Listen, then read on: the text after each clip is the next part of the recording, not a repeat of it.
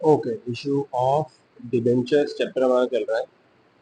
Pro rata allotment तो हमने कर लिया था। अभी नेक्स्ट टॉपिक है issue of debentures for consideration other than cash. Page number 9.19 से टॉपिक स्टार्ट हो जाता है। इसका एक क्वेश्चन करते हैं जिसमें डिफरेंट केसेस हो। Illustration 14 page number 9.22। Illustration 14 check करते हैं। Illustration okay. Bose Limited purchased assets of rupees 9,90,000 from Bhagat. Payment was made by issuing 11% debenture of 100 each. Pass necessary journal entries. Pass journal entries when debentures have been issued at first case par at premium of 10% and at a discount of 10%, including writing off discount on issue of debentures. ठीक है, तो हमने purchase करा है, हम Bose limited है, हमने assets purchase करे हैं भगत लिमिटेड से 9,90,000 के। तो फर्स्ट एंट्री जो होगी वो होगी sundry assets account debit. Assets आपने परचेज करें तो अपने बुक्स में आपको एसेट्स को रिकॉर्ड करना होगा। एसेट्स रिकॉर्ड करने के लिए आपको डेबिट करना पड़ेगा 9,90,000, राइट। लाइबिलिटी क्रिएट करिए आपने अपने बुक्स में, भगत जो वेंडर है जिसने आपको ये एसेट्स दिए हैं, 9,90,000 की लाइबिलिटी क्रिएट हो गई क्रेडिट करते। अब केसेस स्टार्ट हो जाएंगे। आप 9,90,000 रुपीज को पे कर रहे हो डिबेंचर इशू करके, मतलब आपने एसेट परचेज करे और डिबेंचर इशू कर दिया। जो भी डिबेंचर इशू करा है वो कैश कंसिडरेशन के लिए नहीं करा है। कंसिडरेशन क्या मिला है आपको? एसेट्स। तभी बनाइए issue of debentures for consideration other than cash. ये एग्जैक्टली सेम टॉपिक है जो इशू ऑफ शेयर कैपिटल में भी था। फर्स्ट केस है हमारा पार पे, 9,90,000 के ही डिबेंचर आप दे रहे हो, तो 9,90,000 के डिबेंचर से ही एंट्री डलेगी। तो भगत को पे कर रहे हैं हम, भगत को अब डेबिट कर देते हैं। भगत डेबिट हो गया 9,90,000। तो 9,90,000 हम कैसे पे कर रहे हैं? डिबेंचर इशू करके, वो भी पार पे। पार मतलब फेस वैल्यू जितना है 100 पे ही इशू कराया आपने। जैसे प्रोडक्ट का एमआरपी होता है, एमआरपी 100 है और 100 में ही सेल हो रहा है, ये पार का केस होता है। तो 11% डिबेंचर्स, 11% डिबेंचर्स 9,90,000, ठीक है। पार में कुछ भी नहीं करना है आपको, सिंपली पूरे ही डिबेंचर इशू कर देने हैं। नेक्स्ट केस आया हमारा at premium, at premium of 10%। हमेशा ये परसेंटेजेस फेस वैल्यू का निकालना। एक डिबेंचर या शेयर कितने का है वो देख लो, 100 का है तो इसका परसेंटेज निकाल लो, 10%, 10 रुपीज प्रीमियम। तो फेस वैल्यू अगर 10 है, जिसको नॉमिनल वैल्यू भी बोलते हैं, इश्यू प्राइस कितना है, कितने में आप इश्यू कर रहे हो, 100 प्लस 10, 110 पे इश्यू कर रहे हो, तो ये इश्यू प्राइस होता है, ठीक है। हमेशा परसेंटेजेस, चाहे डिस्काउंट हो, इंटरेस्ट निकालना हो, प्रीमियम निकालना हो, फेस वैल्यू पे कर देना। एक डिबेंचर की वैल्यू आ गई 110, बस अब नंबर ऑफ डिबेंचर से मल्टीप्लाई करो। तो सेकंड केस में हमारा वही होने वाला है। फर्स्ट केस इंडिविजुअल है, अब इसको छोड़ो, यहाँ से फिर से शुरू हो गया हमारा। एसेट्स परचेज करें और भगत को 990 पे करना है, तो आप एंट्री डालोगे भगत अकाउंट डेबिट 990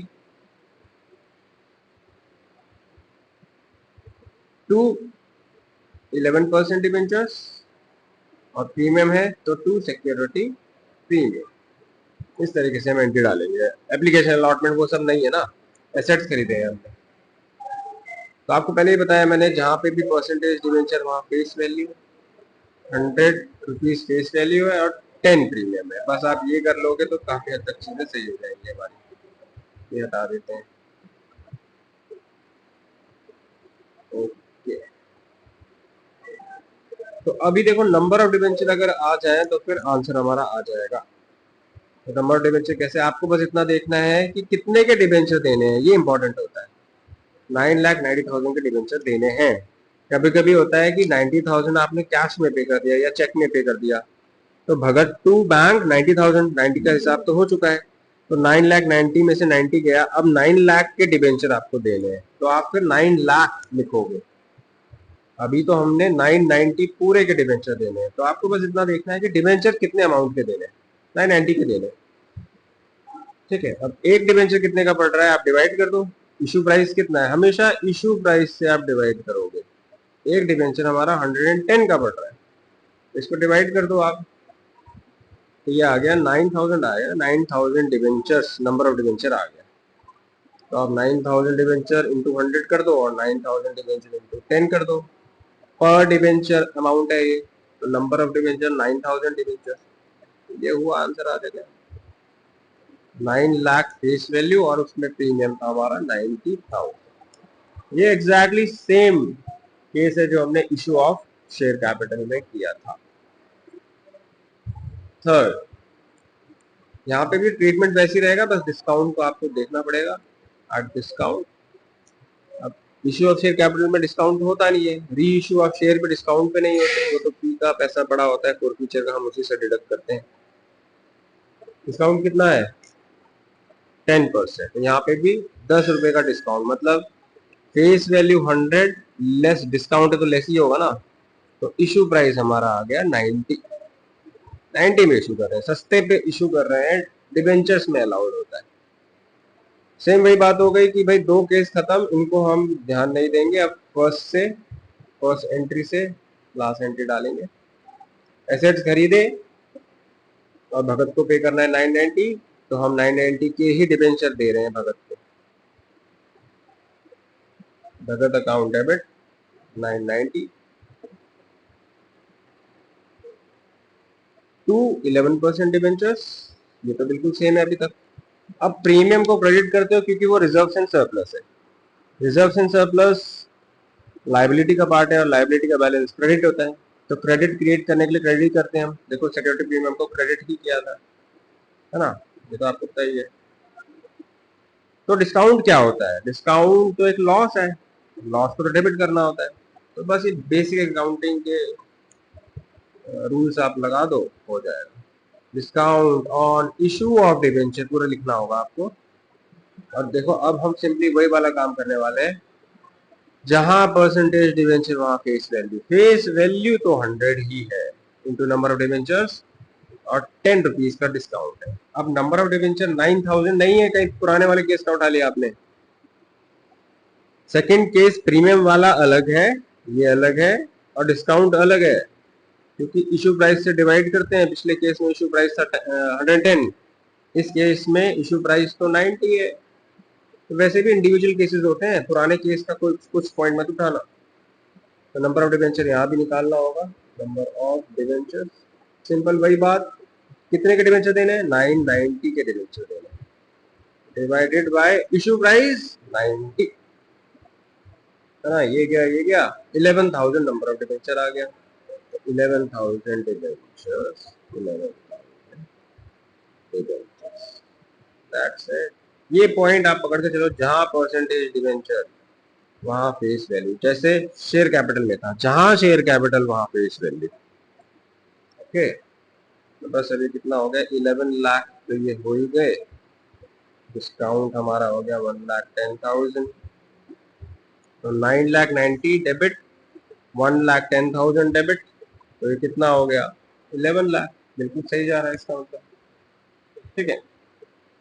बस अब यही करेंगे, लास्ट एंट्री जो भी लॉस होता है स्टेटमेंट ऑफ पीएनएल में ट्रांसफर हो जाता है, क्योंकि आपने पहले भी देखा है, ये पीएनएल अकाउंट डेबिट टू सारे एक्सपेंस सारे लॉस। यहाँ पे स्टेटमेंट ऑफ पीएनएल लिखते हैं, डेबिट टू, एक ही लॉस है हमारे थर्ड केस में ही है, फर्स्ट और सेकंड केस में कोई लॉस थोड़ा था।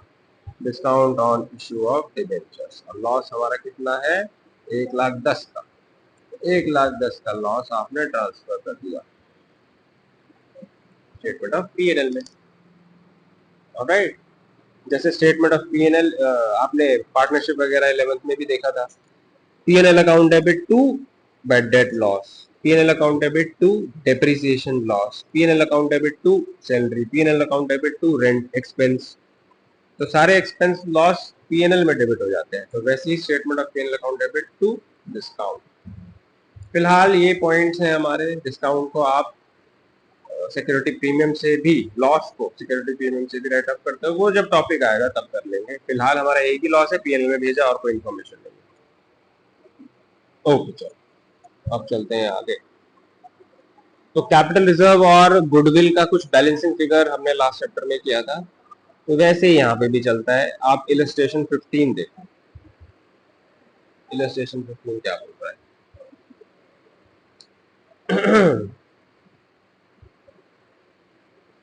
इलस्ट्रेशन 15 अगला ही है। विमल लिमिटेड परचेज एसेट्स वर्थ 50,000, तो asset account debit 50,000 and took over liability. Liability भी आपने किसी कंपनी के ले लिए, पूरा कंपनी खरीद ली, तो एसेट मिले इतने और लाइबिलिटी है तो अपने बुक्स में लाइबिलिटी क्रिएट करना पड़ेगा। Sundry liability credit, asset debit, liability credit, journal entry में करते ही आपके बन जाएंगे वो, आपके एसेट और आपकी liability of Kapil limited. Kapil limited को आपने पूरा ले लिया, तो कुछ एसेट मिले कुछ liability. For purchase consideration, Kapil को हमने बोला 4,50,000 हम देंगे फ्यूचर में आपको और आपका बिजनेस हमारा, तो हमें 4,50,000 की भी तो लाइबिलिटी अपने सर पे क्रिएट करनी ही पड़ेगी। तो टू कपिल लिमिटेड, ये भी एक फ्यूचर का बर्डन ही है, सर पे बोझ लाइबिलिटी। तो ये लाइबिलिटी क्रिएट करना भूल जाते हैं, तो ये ऐसी गलती मत करना, ठीक है। अब विमल लिमिटेड ने हमने किस तरीके से पे करा आगे वो बताया हुआ, पहले ये एंट्री कंप्लीट कर लेते हैं। आपको दिख ही रहा है कि डेबिट शॉर्ट पड़ रहा है, तो जब भी डेबिट शॉर्ट पड़े आप गुडविल अकाउंट को डेबिट करना, ये हो जाएगा परचेज गुडविल। आपने खरीदा ही है, पैसा ही दोगे आप, मतलब पेमेंट ही करोगे। अब कैश में हो सकता है, किसी और चीज में हो सकता है ना। तो आपको 5 लाख एक्स्ट्रा देने पड़ गए इस कंपनी को खरीदने के लिए। नहीं नहीं, एसेट्स कितने के लिए? 50,000 के लिए, 5 लाख के एसेट। एक जीरो यहाँ बढ़ेगा तो एक जीरो नीचे का हो जाएगा। 50,000 को 5 लाख को 50,000 ले रखा था मैंने एसेट से, जबकि वो 5 लाख है। 5 लाख ये हो गया, 50,000 ये हो गया, 5 लाख 50,000 हाँ ठीक है। तो 50,000 एक्स्ट्रा आपको पे करने पड़ रहे हैं गुडविल के ही आप पे कर रहे हो। कोई नुकसान का सौदा नहीं है भाई, ये फ्यूचर में बेनिफिट ही देगा। जैसे हल्दीराम का आप बिजनेस खरीदते हो तो गुडविल के एक्स्ट्रा अमाउंट पे करोगे ना, क्योंकि आपको पता है कि अभी तो ज्यादा पे कर रहे हैं बट फ्यूचर में हल्दीराम का जो ब्रांड नेम है वो हमारे काम आएगा। तो ऐसा कोई नुकसान का सौदा नहीं होता है। इसी टाइप के क्वेश्चन में अगर क्रेडिट साइड बैलेंसिंग फिगर आए तो बन जाता है कैपिटल रिजर्व। इसका मतलब एसेट ज्यादा मिले लाइबिलिटी कम, ये तो फायदे का सौदा है इसका मतलब। और फायदे का सौदा आप करके आए हो तो प्रॉफिट्स जो होते हैं वो कैपिटल रिजर्व में चले जाते हैं, कैपिटलाइज आइटम के। एसेट्स के आइटम, बैलेंस शीट के आइटम जितने हैं उसमें आपको कुछ प्रॉफिट हो जाए तो आप कैपिटल रिजर्व में ट्रांसफर करते हो, CR में ट्रांसफर करते हो, कैपिटल रिजर्व। अच्छे से लिख दूं क्या? अच्छे से लिखते हैं, कहीं कंफ्यूज ना हो जाओ। टू कैपिटल रिजर्व, अगर आए बैलेंसिंग फिगर क्रेडिट साइड, हमारे इस केस में तो डेबिट साइड ही आ रही है, ठीक है। ये अगला क्वेश्चन है, ये होमवर्क के लिए होगा। इसका मतलब क्या है वो आपको समझ आना चाहिए, अगर वो आ गया तो बहुत अच्छी बात है। लो भाई ये काम हुआ हमारा यहाँ पे खत्म। अब चलते हैं आगे। अब कपिल लिमिटेड को हमें 4,50,000 पे करना है, तो कैसे पे करा वो क्वेश्चन बताएगा। Vimal limited paid 1/3 of the amount by cheque. तो 4,50,000 का 1/3 तो हमने बैंक से पेमेंट कर दी, बोला हुआ है। 1/3 कितना होता है इसका? 1,50,000। तो 450 में से 1,50,000 की तो बात हो गई कि पे कर दो, चेक पकड़ा दो। तो Kapil Limited account debit 1,50,000 to bank 1,50,000। अब रिमेनिंग अमाउंट भी तो है, 450 में से 150 गया, 3 लाख और भी तो पे करने हैं। And balance was settled by issuing 11% debentures of 100 each at a premium of 20%। ठीक है, बाकी कपिल को डेबिट करते हैं, जो कि कपिल लिमिटेड अकाउंट डेबिट जो कि है 3 लाख। अब 3 लाख के डिवेंचर देने हैं, 450 के डिवेंचर नहीं देने हैं। 450 में से 150 तो हमने चेक से पे कर ही दिया, तो 3 लाख के डिवेंचर देने। आप बस बढ़ते जाओ, रुकना मत, एंट्री लिखोगे जितना लिखोगे आंसर आते रहेंगे अपने आप। तो 11% डिवेंचर दे रहे हैं, वो भी प्रीमियम पे, तो लिख दो 2 सिक्योरिटी प्रीमियम। आप सोचने बैठ जाओगे अच्छा एंट्री क्या होगी, वर्किंग नोट कैसे बनेगा, नंबर ऑफ डिवेंचर कैसे आएंगे, आप सोचते रह जाओगे। फिर आप बस लिखते जाओ, जो पता है वो लिखो, अपने आप आंसर आएंगे। तो देखो रिक्वायरमेंट अपने आप पता चल गई। सिक्योरिटी प्रीमियम कितना है, 20% हमेशा फेस वैल्यू का, 100 रुपए फेस वैल्यू है पर डिवेंचर, तो 100 का 20% 20 रुपीज, तो 20 हो गया सिक्योरिटी प्रीमियम में लिख दो। और जहां परसेंटेज डिवेंचर वहां फेस वैल्यू 100 ही है। पर डिवेंचर है तो नंबर ऑफ डिवेंचर निकाल लो। अब वही पुराना पॉइंट आ गया। अब तो number of debentures, amount payable for debenture divided by issue price. तो अमाउंट पेबल 450 है या 3 लाख? 3 लाख है, 150 तो 450 में से पे कर ही दिया ना चेक से। तो कितने के डिवेंचर देने हैं, 3 लाख के डिवेंचर देने हैं, divided by issue price 100 plus 20, premium 20 था। बस आप ऐसे डिवाइड करो और आपका आंसर आएगा। ये आ रहा है 2500 नंबर ऑफ डिवेंचर्स। तो 2500 डिवेंचर आप दे दो, और एक डिवेंचर का फेस वैल्यू 100 और एक डिवेंचर का प्रीमियम 20। दैट्स इट, बस करा मल्टीप्लाई और आ गया आंसर। यहाँ आ रहा है 2,50,000 और यहाँ आ रहा है 50,000। That's it. लो भाई, कितना आसान है। अगला क्वेश्चन जो है वो कैपिटल रिजर्व वाला है, गुडविल नहीं आएगा, कैपिटल रिजर्व आएगा, ये गुडविल नहीं आएगा। बस यहीं पे चेंज है, बाकी सब तो सेम है, ये एंट्री तो सेम ही जाएगी। नेक्स्ट पेमेंट की इलस्ट्रेशन 16 होमवर्क है, आप निकाल के देखना एक बार।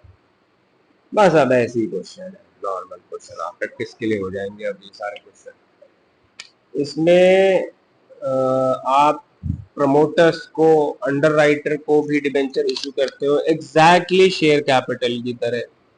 तो शेयर कैपिटल में जो आपने क्वेश्चन करा होगा प्रमोटर्स को पे करने का, वही एंट्री डलेगी यहाँ पे, बस शेयर का डिबेंचर हो जाता है और कुछ नहीं, है ना।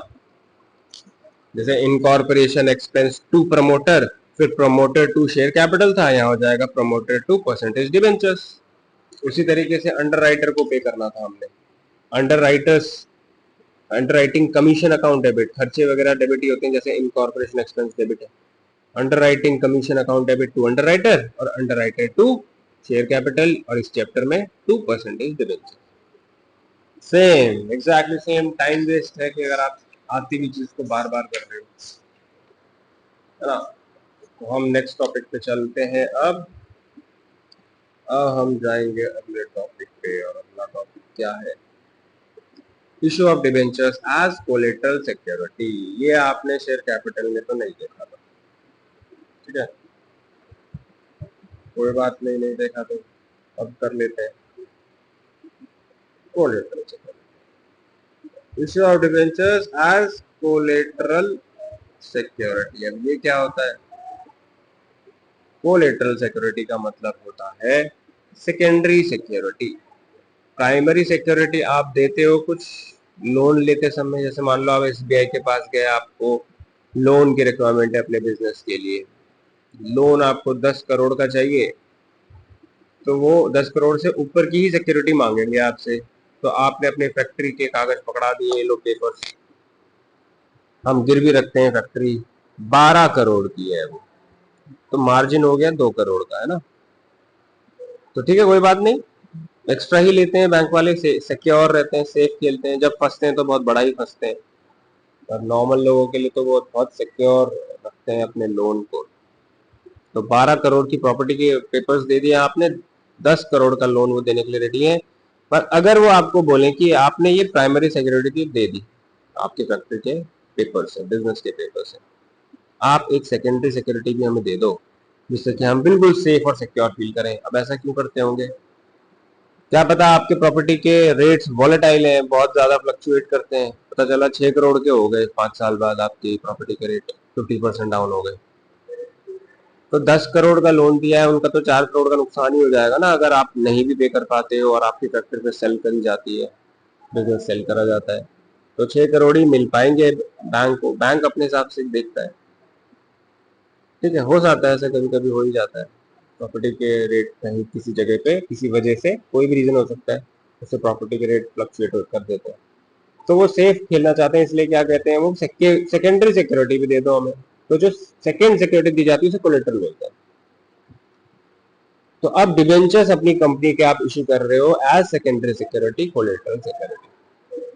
ठीक है, ओके। तो अब इस केस में क्या होने वाला है, दो मेथड है। फर्स्ट मेथड में तो कुछ नहीं करना है, एक सेंटेंस लिख देना है बस कि सिक्योर्ड लोन लिया और सिक्योरिटी हमने दिया है कोलेटरल एज डिबेंचर्स। आज डिबेंचर्स गिरवी रखे हैं, कल को पैसा अगर हम पे नहीं कर पाते तो डिबेंचर उनके ही हो जाएंगे, वो डिबेंचर होल्डर बन जाएंगे और हम अपने बुक्स में एंट्री डाल देंगे डिबेंचर इशू की। ठीक है, तो केसेस देखेंगे हम क्वेश्चन के साथ। या आप यहाँ पे आ जाओ, जैसे ये, हाँ, इलस्ट्रेशन 26 पेज नंबर 9.31। ये क्वेश्चन क्या बोल रहा है, हयात limited took loan of 8 lakhs from State Bank of India and issued 10,000 9% debenture of ₹100 each as collateral security। तो आपने लोन लिया है, तो आप बैलेंस शीट बनाओगे एज एट जो भी हो, ऐसे ऐसे आप बना लेना, पर्टिकुलर्स, नोट, अमाउंट। सबसे पहले आता है equity and liability, equity and liability, ये सब हमने करा हुआ है, शॉर्ट में कर रहा हूँ। अब इसमें आपको क्या शो करना है, लोन, और लोन होता है आपका नॉन करंट लायबिलिटी हेड में जाएगा, लॉन्ग टर्म बोरोइंग्स में चला जाएगा, नोट 1। तो आप नोट में जाओगे और नोट बना लोगे। नोट 1 किसका है, लॉन्ग टर्म बोरोइंग का। अब बोरोइंग आपने क्या करी है, स्टेट बैंक ऑफ इंडिया से लोन लिया है, तो आप लिख दोगे लोन फ्रॉम SBI। और कितना लोन लिया है आपने, 8 लाख का लोन लिया है। ठीक है, अब बस आपको कुछ नहीं करना है, यहाँ पे नीचे लिखना है कि ये जो लोन लिया है 8 लाख का, ये है secured by issue of 10,000 9% debentures.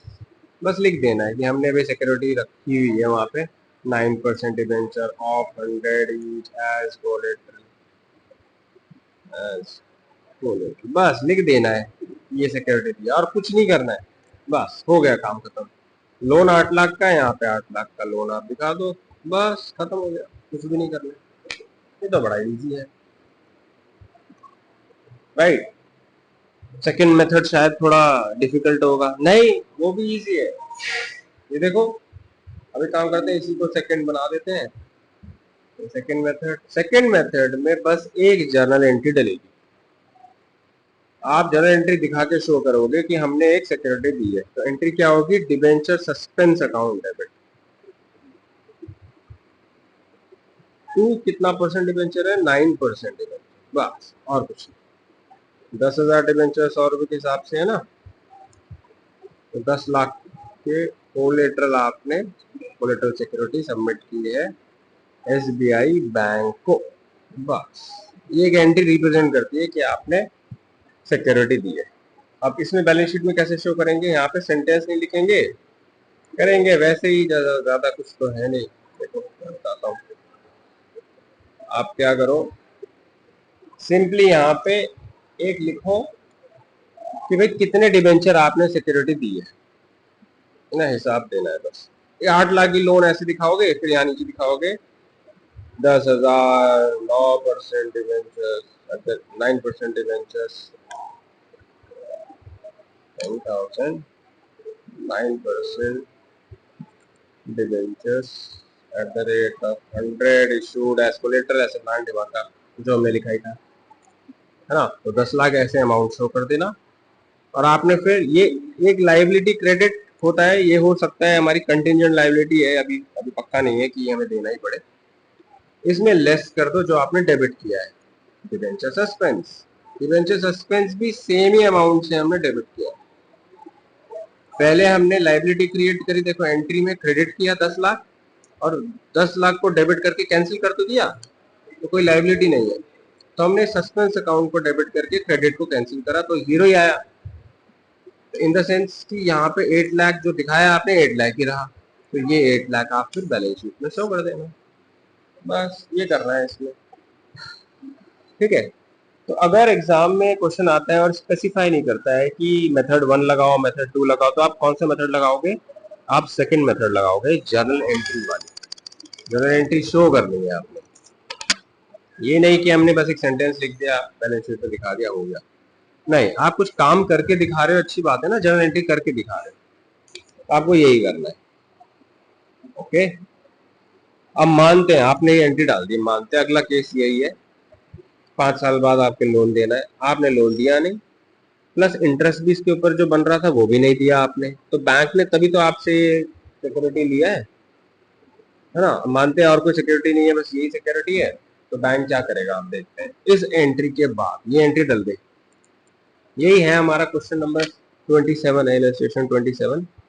Same यही है, बस परसेंटेज डिबेंचर अलग है, इसमें 10% डिबेंचर है और यहाँ पे 9% है, तो ये 9% ही लेके कर लेते हैं इसी क्वेश्चन को आगे।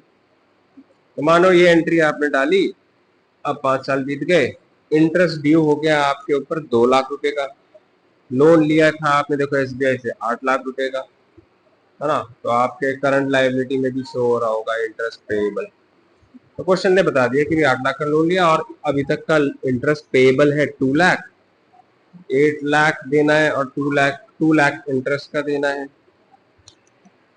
तो टोटल आपने कितना देना है 10 लाख। हम नहीं पे कर पा रहे, क्या करें? तो बैंक क्या करेगा, बैंक आपकी सिक्योरिटी जो आपने दी थी उसे जब्त कर लेगा। तो अब हम एंट्री क्या डालेंगे, हम बोलेंगे वे देखो आपको जो सिक्योरिटी दी थी आपने ले ली ना, हमारा लोन तो अब माफ हो गया ना। उन्होंने बोला हाँ हाँ हो गया, तो हम क्या एंट्री डालेंगे, लोन लाइबिलिटी, ये 8 लाख का लोन आपने अपने बुक्स में क्रेडिट करा हुआ है, लाइबिलिटीज में देखो शो करा है। ऐसे इंटरेस्ट पेबल आपने करंट लाइबिलिटी में शो करा होगा, इंटरेस्ट पेबल वो है 2 लाख का, आउटस्टैंडिंग इंटरेस्ट, दोनों लाइबिलिटी, लाइबिलिटी का बैलेंस क्रेडिट खत्म करने के लिए डेबिट कर दो बस।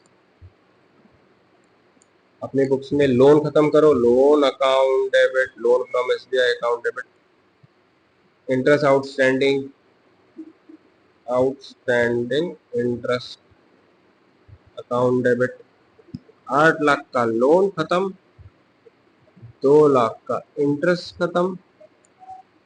टू, आपने दिया क्या, अपने डिबेंचर्स अब इशू कर दिए आपने 9% डिबेंचर हमारे केस में, और वो वाला क्वेश्चन करोगे इलस्ट्रेशन 27 तो 10% डिबेंचर है, बस वहां पे इंटरेस्ट रेट अलग है, बाकी सबसे 10 लाख। तो 10 लाख के ही तो थे, 10,000 डिबेंचर आपने सिक्योरिटी दिया था, 100 रुपए का एक डिबेंचर था, तो 10 लाख पूरे, उन्हें भी 10 लाख ही चाहिए, 8 लाख और 2 लाख 10 लाख। अब आपने अपनी बुक्स में इशू कर दिया डिबेंचर, मतलब ये डिबेंचर किसके हो गए, एसबीआई बैंक के, और आपकी लाइबिलिटी है ये, मान के चलेंगे कि आपने लोन लिया debenture by default, long term borrowing ही तो होते हैं, तो अपनी बुक्स में आपने डिबेंचर्स को इशू कर दिया। ठीक है, अब 9% इंटरेस्ट है जिसके ऊपर, इतना ठीक है। ये लोन जैसे ही पे ऑफ हुआ, तो आपने जो ये पहले एंट्री करी हुई थी ये, इसका कोई रेलेवेंस रहा? अब डिबेंचर सस्पेंस अब कुछ है? कुछ भी नहीं है। इस एंट्री को राइट ऑफ करना होगा आपको, इस एंट्री को रिवर्स कर दो बस, 9% debenture account debit to debenture suspense, मतलब कैंसिल कर दिए एंट्री, 10 लाख 10 लाख। तो जब ये एंट्री कैंसिल हो गई तो आपको डिबेंचर इशू करने की एंट्री तो डालनी पड़ेगी ना। ये एंट्री हुई कैंसिल, और ये देखो आपने इशू कर तो दिया है यहाँ पे 9% डिबेंचर। ठीक है, बस ये दो एंट्री डलती है, ये पहले वाली जो एंट्री इशू के टाइम पे, और यहाँ जब आप पे ना कर पाओ तो ये कैंसिलेशन एंट्री, पुरानी वाली एंट्री कैंसिल, और यहाँ पे लोन कैंसिल, इंटरेस्ट हो तो वो कैंसिल, और इश्यू हो जाएगा हमारा 9% डिवेंचर, 10% डिवेंचर, जो भी यहाँ इशू की एंट्री चल जाएगी। दैट्स तो ये है इजी वाला पार्ट है, ज्यादा कुछ इसमें है नहीं। तो अब हम चलते हैं अपने नेक्स्ट पॉइंट पे। इसको एनालाइज कर लो, थोड़ा समझ आ रहा है या नहीं, वीडियो पॉज करके कर लेना, क्वेश्चंस करके देखो आराम से। ओके, तो अब हम नेक्स्ट टॉपिक पे जा सकते हैं, जो कि अच्छा टॉपिक है। अब रिडम्पशन की बात करेगा, लोन को वापस करना, रिडम्पशन करना। भाई आपने डिबेंचर इशू करे हैं, वो by default long term loan ही तो है, कभी ना कभी तो इस पैसे को वापस करोगे आप।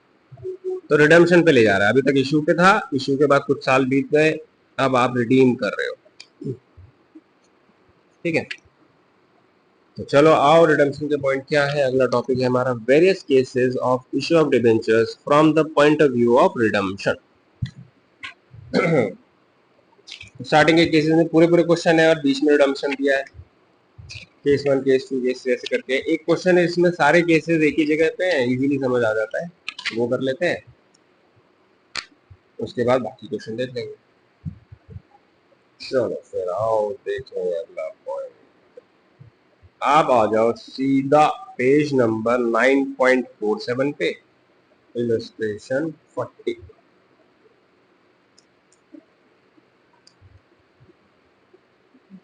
Past journal entries for issue of debentures in each of the following alternative cases. Application money being receivable in lump sum. lump sum का केस है, ठीक है, एक ही बारी में सारा पैसा आ गया। तो देखो केस 1 क्या बोल रहा है, इसको आराम से समझो, समझ आ गया आराम से कर लोगे। फिर आपने इश्यू करा था 10% डिबेंचर ऑफ 100 ईच इशूड, 10 रुपए का 100 रुपए का एक debenture, debenture of 100 each issued at 100, face value 100, और इशू कितने पे करा आपने, इशू प्राइस कितना है 100। ये कौन सा केस हो गया, पार, पार पे इशू करा था आपने। रिपेबल, वापस रीपे, लोन का पैसा रीपे करना है, हम कितने पे रीपे करेंगे, एक डिबेंचर 100। तो रिडम्पशन भी पार पे है, इशू इशू भी पार पे था और रिडम्पशन भी पार पे। लोन लिया 100, फेस वैल्यू 100 और 100 पे ही लिया लोन, और जब पे करेंगे 4-5 साल बाद तो वो भी 100 पे ही कर रहे हैं। तो यहाँ आपका कोई लॉस तो नहीं हुआ ना, तो सिंपल एंट्री डलेगी इसकी, bank account debit to debenture application and allotment, lump sum का केस है इसीलिए एंड अलॉटमेंट आ जाएगा। हाँ, एक डिवेंचर 100 रुपये पैसा आया, 100 पे ही इशू प्राइस है, फेस वैल्यू भी 100 ही है, तो debenture application and allotment to, कितना परसेंट डिवेंचर है, 10% डिवेंचर 100। यही करते हैं एंट्री, कुछ अलग एंट्री तो है ही नहीं, है ना, ये दो एंट्री तो करते हैं, तो बिल्कुल सही चल रहा है हमारा, कुछ नई बात नहीं है इसमें। तो ये केस 1 है। केस 2 पे चलते हैं। केस 2 क्या बोल रहा है, लेट्स सी। केस 2 बोल रहा है कि 10% डिबेंचर, केस 2 बोल रहा है 10% debenture of 100 each, face value 100, issued at 105, issue price कितना है 105, मतलब 100 प्लस 5 लिया होगा, और 5 क्या है, सिक्योरिटी प्रीमियम, ये फेस वैल्यू है, प्रीमियम पे इशू है, इशूड एट प्रीमियम का केस है ना। अरे कौन सा क्वेश्चन उठा लिया मैंने, अरे मैं थर्ड पे चला गया यार, चलो थर्ड कर लेते हैं पहले, कोई बात नहीं। थर्ड बोल रहा है वही 100 का 105 पे आपने इशू करा है, रीपेबल एट 100, रिडम्पशन किस पे हो रहा है, पार पे प्रीमियम पे। हमेशा फेस वैल्यू देखना है, कोई भी परसेंटेज है फेस वैल्यू देखो, कोई भी रिडम्पशन का पॉइंट है फेस वैल्यू देखो। आपने रिडीम कितने पे किया, 100 पे ही रिडीम किया, तो 100 का फेस वैल्यू 100 पे रिडीम किया, तो रिडम्पशन एट पार का ही केस चल रहा है। ठीक है, तो एंट्री क्या डलेगी, bank account debit to debenture application and allotment, है ना, तो यही चलेगा। आपने इशू प्राइस कितना लिया था, 105, है ना, 105, तो आप 105 रुपए लिए, प्रीमियम पे पैसा लिया है। एंट्री अब नेक्स्ट क्या करोगे, डिबेंचर एप्लीकेशन एंड अलॉटमेंट। हर केस में देखो यही आएगा, 105 का हिसाब दो, to 10% debentures, security premium. Lump sum का केसेस सब यहीं पे होगा, जहां परसेंटेज डिबेंचर वहां फेस वैल्यू 100 है, प्रीमियम एक है, नंबर ऑफ डिबेंचर एक ही है, एक ही का क्वेश्चन चल रहा है, 100 और 5, है ना। थर्ड केस है ये, इजीली हो गया। अब सेकंड केस कर लेते हैं। सेकंड सेकंड केस में क्या बोल रहा है, फेस वैल्यू लिखते हैं, फेस वैल्यू कितना है सेकंड में, 10% debenture of 100 each, face value 100 है, इशूड एट 95, इशू प्राइस कितना है,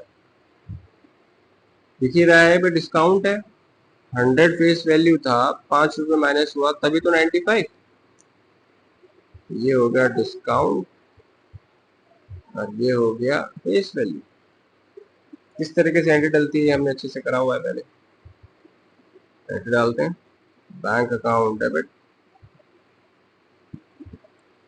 to debenture application and allotment, कितने रुपए आए, 95 पे इशू कराए, इशू प्राइस 95 है, डिस्काउंट करके हमें 95 ही मिले।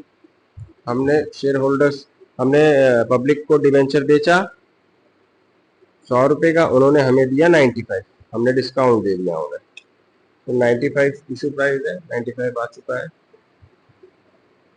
डिबेंचर एप्लीकेशन एंड अलॉटमेंट 95 पे हिसाब दो। अब तो अब हमने रिडम्पशन कितने में करा है, बस अब वो देख लो, रीपेएबल एट 100, तो रीपे 100 करा, रिडम्पशन एट, फिर पार ही आ गया, फेस वैल्यू 100 और रीपे भी 100, तो कोई नुकसान नहीं है, सिंपल एंट्री डालते जाओ, टू 10% डिबेंचर्स। अब डिस्काउंट तो डिस्काउंट तो डेबिट होता है, discount on issue of debentures पूरा लिखना है, 5 रुपए, बताइए एक ही डिबेंचर की बात चल रही है। अब जहां परसेंटेज डिबेंचर वहां फेस वैल्यू 100 रुपए, 95 और 5, 05 नहीं, 5 ही लिखना, 5 हो गया 100, सही है। पार के तीनों केसेस देख लिए, जब रीपेमेंट पार पे है, ये सारे केस देख लिया। अब आ जाओ, केस 3 कर लिया था, तो अब केस 4 पे आ गया। केस 4 वही face value, issue issue price और रिडम्पशन कितने पे होगा वो भी देखेंगे। फोर्थ केस है 10% debenture of 100 each, face value 100 हो गया, इशूड एट 100, तो पार पे तो इशू हो गया। आगे क्या बोल रहा है, रीपेबल एट 105, तो रिडम्पशन एट प्रीमियम हो गया 105, फेस वैल्यू 100 और रिडम्पशन 5 साल बाद पैसा लौटाएंगे 105, आज लोन लिया 100, लौटाएंगे 4 साल 5 साल बाद 105, तो 5 रुपए प्रीमियम एक्स्ट्रा देना पड़ेगा, 100 प्लस प्रीमियम। अब जिस दिन हम इशू करते हैं उसी दिन लोन की सारे एग्रीमेंट देख लेते हैं। तो आज हमने 100 रुपए लिया, तो हमने लोगों को बता दिया होगा, डिबेंचर होल्डर्स को बता दिया होगा कि ये लोन का पैसा हम लौटाएंगे, आपको 5 रुपए एक्स्ट्रा ही देंगे हर डिबेंचर पे, एक डिबेंचर लिया है आपने तो 5 रुपए एक्स्ट्रा मिलेगा आपको 5 साल बाद। तो इशू पे ही आपका एक नुकसान आपको पता चल जाता है, तो इशू पे ही आपको नुकसान को बुक करना होता है, इस लॉस को बुक करना होगा, 5 रुपए का नुकसान ही तो है, एक्स्ट्रा देना पड़ रहा है, तो इशू पे ही आपको बुक करना है इसको, ठीक है ना। तो आज ही 5 साल पहले आप क्या एंट्री डाल रहे हो, पहले तो बैंक अकाउंट डेबिट, ऐसा आया, to debenture application and allotment, right. तो आपने इशू प्राइस कितना लिया है, 100, पैसा तो 100 ही लिया है हमने, पार पे इशू किया है। फिर डिबेंचर एप्लीकेशन एंड अलॉटमेंट, तो डेबिट टू 10% डिबेंचर्स, ठीक है, अभी तक कितना कर रहे थे। अब आपका एक नुकसान है 5 रुपए का, जो 5 साल बाद होने वाला है, आज से ही आप एंट्री डालोगे, तो आपको आज ही पता है। तो आप क्या करोगे, 5 साल बाद आपको 5 रुपए एक्स्ट्रा देने हैं, और वो एक लॉस है, लॉस डेबिट होते हैं, तो आप लिखोगे loss on issue of debenture account debit. कितने का लॉस है, 5 रुपए का लॉस है ना। और ये 5 रुपए आपको देने हैं, तो आपकी लाइबिलिटी भी है, तो लाइबिलिटी आप बुक करोगे क्रेडिट करके। सिक्योरिटी प्रीमियम नहीं, वो आपका पैसा होता है, प्रीमियम ऑन रिडम्पशन के नाम से होगा। सिक्योरिटी प्रीमियम तो आपका पैसा है, एक्स्ट्रा पैसा 5। जहां परसेंटेज डिबेंचर वहां फेस वैल्यू, फेस वैल्यू तो 100 ही है, तो आप वो 100 लिख दो। देखो 105 105, एंट्री बिल्कुल सही हो गई, ठीक है। डिस्काउंट भी लॉस होता है, प्रीमियम ऑन रिडम्पशन भी लॉस होता है, दोनों ही डेबिट होंगे, है ना। इस केस में डिस्काउंट ऑन इशू तो था ही नहीं, डिस्काउंट पे आपने इशू नहीं किया था, पार का क्वेश्चन था। तो अगर डिस्काउंट हो तो एंट्री क्या होगी, तो अब वो हम नेक्स्ट क्वेश्चन में देखने वाले हैं। फिफ्थ में बोल रहा है 10% debentures of 100 each, face value 100, issued at 95, तो इशू प्राइस कितना हो गया 95। डिस्काउंट पे इशू करा है, ये है डिस्काउंट ऑन इशू का केस, पार का नहीं है। Repayable eight 105, repay redemption premium पे है 105, 100 फेस वैल्यू प्लस 5 रुपए प्रीमियम, तो 105 पे आप पे करोगे। तो आप देखो समझ रहे हो कि अभी आपने इश्यू करा है 100 रुपए की चीज 95 पे कर दी, तो 5 रुपए का लॉस तो हो ही गया। फिर 5 साल बाद आप 100 रुपए फेस वैल्यू की चीज 105 पे लौटाओगे, 5 का और नुकसान हो गया, तो टोटल लॉस आपको 10 का नहीं हो रहा है। तो लॉस आपको इश्यू पे पता चल जाता है, और इस दोनों ही लॉस को आप आज ही बुक करोगे। तो सोचने मत बैठे ना, अरे क्या होगा कैसे होगा, अरे एंट्री तो डालो, सब हो जाएगा, जो आता है वो तो लिखो, अपने आप आंसर आएंगे। Bank account debit to debenture application, जैसे मुझे नहीं आता हो यार कैसे होगा, पर तो एंट्री जो आती है वो तो लिख दूं। देखो ये एंट्री तो मुझे पता ही थी, तो मैं क्या देखूंगा कि पैसा कितना आया यार, 100 रुपए का है, इसी प्राइस 95 है, तो 95 पैसे आ गए, लिख दो आप, अपने आप आंसर आएंगे। फिर लिखो डिबेंचर एप्लीकेशन अलॉटमेंट। अब मुझे पता है कि यार जितना 95 मिला है उसी का हिसाब देना है, हर केस में यही आता है, ये वाला अमाउंट हमेशा यहाँ पे आएगा ही आएगा हर केस में, चाहे शेयर कैपिटल हो चाहे डिबेंचर से, दोनों चलते हैं। फिर मैं क्या करता हूँ, फिर मैं 10% डिबेंचर लिख देता हूँ, है ना। अब मुझे क्या पता है, परसेंटेज डिबेंचर जहाँ है वहाँ फेस वैल्यू तो 100 ही है, एक डिबेंचर पे 100, तो लिख दो 100। अब यहाँ से मुझे समझ आया ये तो बराबर हो ही नहीं रहा है डेबिट क्रेडिट, तो अब मैं आगे की बात देखूंगा। देखूंगा यार 95 पे इशू हुआ है, 100 फेस वैल्यू, 95 पे इशू, डिस्काउंट है, हाँ ये तो मुझे पता है, लॉस है, डिस्काउंट डेबिट होता है, तो मुझे एक तो पॉइंट पता चल गया। हाँ तो डेबिट होगा, 5 रुपए तो होने ही वाला है। फिर आप देखो कि रीपे हो रहा है ये 105 पे, मतलब 5 रुपए प्रीमियम, हमने अभी बात करी थी कि भाई फ्यूचर में जो आपको एक्स्ट्रा पैसा देना है, जो लॉस है वो आज ही बुक करना होगा, और लाइबिलिटी भी क्रिएट करनी होगी, 5 रुपए जो एक्स्ट्रा आप दोगे, तो वो भी तो लॉस ही है, और आज ही बुक होता है, तो लो डिस्काउंट का लॉस, और और प्रीमियम ऑन रिडम्पशन का लॉस, 10 रुपए लॉस बुक करना पड़ेगा आज ही। तो डिस्काउंट के नाम से लिखो कि लॉस के नाम से, जब दोनों हो तो आप लॉस के नाम से लिखो, loss on issue of debentures account, अलग अलग करने की जरूरत नहीं है, एक साथ कर दो, बिल्कुल सही है, 10 रुपीज आप कर दो। ठीक है, अलग अलग एंट्री डिस्काउंट अलग लिखो 5 रुपए, प्रीमियम ऑन रिडम्पशन अलग से लिखो, नहीं, ऐसा नहीं करना है। एक साथ ही आप लॉस है क्योंकि डिस्काउंट भी लॉस ही होता है, एक साथ आप दोनों को लिख दो। ठीक है, तो देखो एटलीस्ट कुछ तो हुआ। अब आपको ये पता है कि ये लाइबिलिटी है premium on redemption, liability book होती है क्रेडिट करके, अभी इससे पहले वाले केस में किया था, तो सबको कंबाइन कर रहे हैं हम बस। तो सिक्योरिटी प्रीमियम नहीं, प्रीमियम ऑन रिडम्पशन, रिडम्पशन जब करेंगे तो 5 रुपए प्रीमियम देगा। बस अब देखो यहाँ पे डेबिट में कितना हुआ, 95 प्लस 10 105, क्रेडिट में कितना है 100 प्लस 5 105, डेबिट क्रेडिट देखो हो गई। तो केसेस को बस कंबाइन कराया हमने और कुछ नहीं किया है। ठीक है, चेक कर लेते हैं। 95 10 100 5 बिल्कुल सही है, लॉस ही पूरा इन्होंने डेबिट किया है, बिल्कुल सही किया है। तो ये केस हो गया। अब लास्ट केस देखते हैं इसमें क्या चेंज करने वाला है, चेक करते हैं। फेस वैल्यू कितना है, 10% debenture of 100 each 100, issue price कितना है वो भी चेक कर लेते हैं।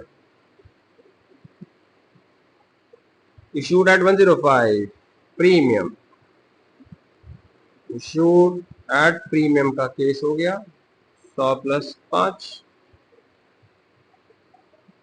रीपेबल एट 110, तो रिडम्पशन पे प्रीमियम है, रिडम्पशन पे प्रीमियम का केस हमारा बन गया 110, मतलब 100 प्लस 10। केस वैल्यू हमेशा अलग करो, मैंने पहले अच्छे से डिस्कस किया है।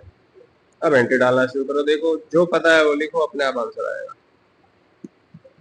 Bank account debit to debenture application and allotment.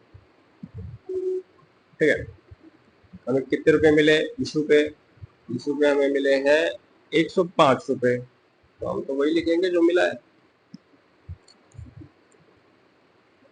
Debenture application and allotment account debit 105 to 10% debentures, यहाँ तो फेस वैल्यू ही आता है, जहाँ परसेंटेज डिबेंचर वहाँ फेस वैल्यू। प्रीमियम पे इशू हुआ है तो टू सिक्योरिटी प्रीमियम पे तो जाएगा, कितना देखो आपने इश्यू प्राइस देखो अपना बस 5 रुपए, तो 5 यहाँ पे 100 यहाँ पे, नंबर ऑफ डिबेंचर 11, 5 रुपए आ गया। अब आपने रिडम्पशन कितने पे करा है 110, प्रीमियम का केस है तो 10 रुपए का लॉस बुक कर दो, loss on issue of debentures account debit 10 रुपए, और लाइबिलिटी भी क्रिएट करो अपने ऊपर, 5 साल बाद यही पैसा देना है, प्रीमियम ऑन रिडम्पशन क्रेडिट 10 रुपए। देखो सिक्योरिटी प्रीमियम हमारा पैसा, इशू के समय उन्होंने हमें एक्स्ट्रा पैसा दिया, और रिडम्पशन पे हमारी लाइबिलिटी प्रीमियम और रिडम्पशन ये अलग नाम से जाएगा, ये हमें देना है फ्यूचर में। तो क्रेडिट में कितना हो गया 115, डेबिट में देखते हैं 105 प्लस 10 115, बिल्कुल सही। चेक कर लेते हैं 105 10 100 5 10, तो बस केसेस को कंबाइन कराया और कुछ नहीं किया। अब यही केसेस अलग अलग पॉइंट पे नंबर ऑफ डिबेंचर बढ़ जाएगा, यहाँ नंबर ऑफ डिबेंचर बस 1 है, अब जितने हो बस मल्टीप्लाई कर दो, हमने तो अब निकाल लिया। यहाँ क्या आता है यहाँ क्या आता है हमने देख लिया, बस नंबर ऑफ डिबेंचर से मल्टीप्लाई करना है। अब यही केसेस अलग अलग क्वेश्चन में अलग अलग केसेस बना बना के ये भेजता रहेगा। ठीक है, बस इतना ही है और कुछ नहीं है। अब ये सारे जो क्वेश्चंस हैं ये सब बस इन्हीं पॉइंट्स को इन्होंने अलग अलग क्वेश्चन में डाला हुआ है, अलग अलग केसेस को। तो आप इतना करो, उसके बाद लास्ट टॉपिक हमारा रहेगा नेक्स्ट क्लास में इंटरेस्ट वाला, इंटरेस्ट और डिबेंचर्स और राइटिंग ऑफ लॉस, ये सब करके हम खत्म कर देंगे ये चैप्टर। फिलहाल आप इतना करो।